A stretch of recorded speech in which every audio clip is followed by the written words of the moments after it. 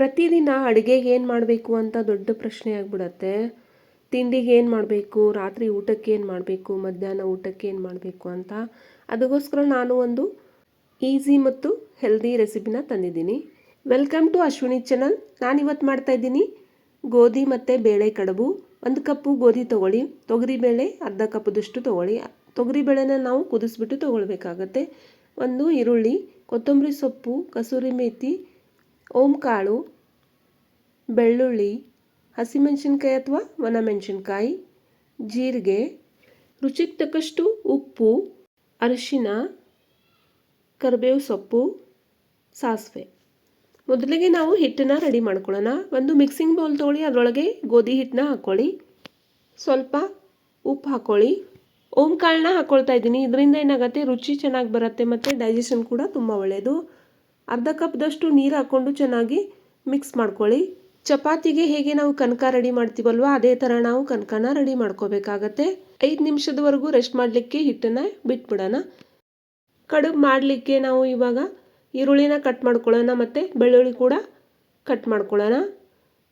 ಒಂದು ಕಡಾಯಿ ತೊಗೊಳ್ಳಿ, ಅದರೊಳಗೆ ಎಣ್ಣೆ ಹಾಕ್ಕೊಳ್ಳಿ. ಎಣ್ಣೆ ಕಾದ್ಮೇಲೆ ಸಾಸಿವೆ, ಜೀರಿಗೆ, ಹಸಿಮೆಣಸಿನ್ಕಾಯಿ ಬೇಕಾದರೆ ಹಸಿಮೆಣಸಿನ್ಕಾಯಿ ಹಾಕೋಬೋದು. ನಾನಿಲ್ಲಿ ಒಣಮೆಣಸಿನ್ಕಾಯಿ ಹಾಕ್ತಾಯಿದ್ದೀನಿ. ಕರಿಬೇವು ಸೊಪ್ಪು, ಕಟ್ ಮಾಡಿರುವಂತಹ ಈರುಳ್ಳಿ ಮತ್ತು ಬೆಳ್ಳುಳ್ಳಿ. ಲೋ ಫ್ಲೇಮಲ್ಲಿ ಚೆನ್ನಾಗಿ ಬಾಡಿಸ್ಕೊಳ್ಳಿ. ಅರಿಶಿಣದ ಪುಡಿ, ತೊಗರಿಬೇಳೆನ ನುಣ್ಣಗೆ ಬೇಯಿಸ್ಕೊಂಡು ತೊಗೊಂಡಿದ್ದೀನಿ. ಅದು ಕೂಡ ಇವಾಗ ನಾವು ಇದರೊಳಗೆ ಹಾಕ್ಕೊಂಡು ಮಿಕ್ಸ್ ಮಾಡಬೇಕಾಗತ್ತೆ. 2 ಕಪ್ದಷ್ಟು ನೀರು ಹಾಕ್ಕೊಳ್ಳೋಣ. ನಾನು ಇಬ್ಬರಿಗೆ ಆಗುವಷ್ಟು ಮಾಡ್ತಾಯಿದ್ದೀನಿ, ಅದಕ್ಕೆ ನಾನು 2 ಕಪ್ದಷ್ಟು ನೀರು ಹಾಕ್ತಾಯಿದ್ದೀನಿ. ಅರ್ಧ ಕಪ್ದಷ್ಟು ಬೇಳೆ, 1 ಕಪ್ದಷ್ಟು ಹಿಟ್ಟು ತೊಗೊಂಡಿದ್ದೀನಿ. ಕಸೂರಿ ಮೇಥಿ, ಕಟ್ ಮಾಡಿರುವಂಥ ಕೊತ್ತಂಬರಿ ಸೊಪ್ಪು, ರುಚಿಗೆ ತಕ್ಕಷ್ಟು ಉಪ್ಪು ಹಾಕ್ಕೊಂಡು ಕುದಿಲಿಕ್ಕೆ ಬಿಟ್ಬಿಡಿ. ನಾವು ಹಿಟ್ಟು ರೆಡಿ ಮಾಡಿದ್ವಲ್ವ, ಅದನ್ನು ಒಂದು ಉಳ್ಳೆ ಮಾಡಿಬಿಟ್ಟು ಚಪಾತಿ ಹೇಗೆ ಲಟ್ಟಿಸ್ತೀವಿ ಹಾಗೆ ನಾವು ಲಟ್ಟಿಸ್ಬಿಟ್ಟು ತೊಗೊಳ್ಳೋಣ. ತುಂಬ ದಪ್ಪದಾಗಿ ಮಾಡಬೇಡಿ ಮತ್ತು ತೆಳುವಾಗಿ ಕೂಡ ಮಾಡಬೇಡಿ, ಈ ರೀತಿ ಇರಲಿ. ಇವಾಗ ಇದನ್ನು ನಾವು ಯಾವುದೇ ಒಂದು ಕಟರ್ ಸಹಾಯದಿಂದ ಕಟ್ ಮಾಡೋಣ. ಯಾವ ಶೇಪ್ ಬೇಕು ಆ ಶೇಪಲ್ಲಿ ಕಟ್ ಮಾಡಿಕೊಂಡ್ರೂ ಚೆನ್ನಾಗಿರುತ್ತೆ. ಒಂದು ತುತ್ತಿಗೆ ಒಂದು ತಿನ್ನುವಷ್ಟು ನಾವು ಕಡುಬನ್ನ ಮಾಡ್ಕೋಬಹುದು. ತಿನ್ನೋದಕ್ಕೂ ಈಸಿ ಆಗಿಬಿಡತ್ತೆ. ಶೇಪ್ ಯಾವ ಬೇಕಾದರೂ ನೀವು ಕೊಡಬಹುದು. ಟ್ರಯಾಂಗಲ್ ಕೂಡ ಕಟ್ ಮಾಡಿಕೊಂಡು ತೊಗೊಳ್ಬೋದು.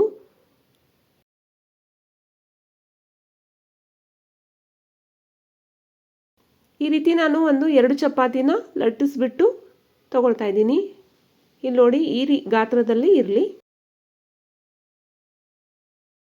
ಈ ಹಿಟ್ಟಿಯೊಳಗೆ ನೀವು ಅರಿಶಿನ ಕೂಡ ಹಾಕೋಬಹುದು, ನಾನು ಹಾಕಿಲ್ಲ, ನೀವು ಬೇಕಾದರೆ ಹಾಕೋಬಹುದು.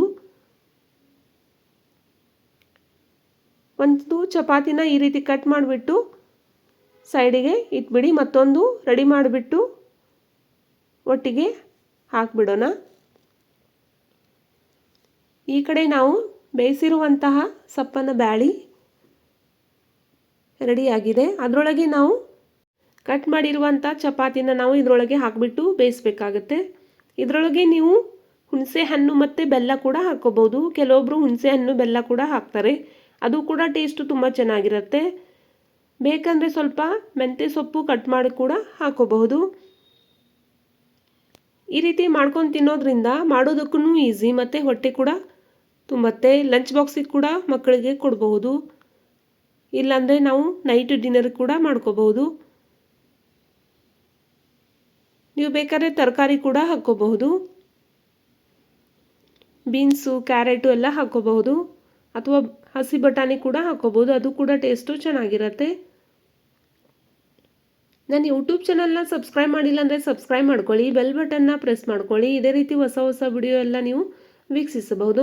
ಒಂದು 5 ನಿಮಿಷದವರೆಗೂ ಇದನ್ನು ಕುದಿಲಿಕ್ಕೆ ಬಿಟ್ಬಿಡಿ. ಒಂದು 5 ನಿಮಿಷ ಆದಮೇಲೆ ಸರ್ವ್ ಮಾಡಿ. ಈ ಚಕೋಲಿಗೆ ಬಿಸಿ ಬಿಸಿ ತುಪ್ಪ, ಹಪ್ಪಳ, ಚಟ್ನಿ ಏನಾದರೂ ಇದ್ದರೆ ತುಂಬ ಚೆನ್ನಾಗಿ ಇರುತ್ತೆ.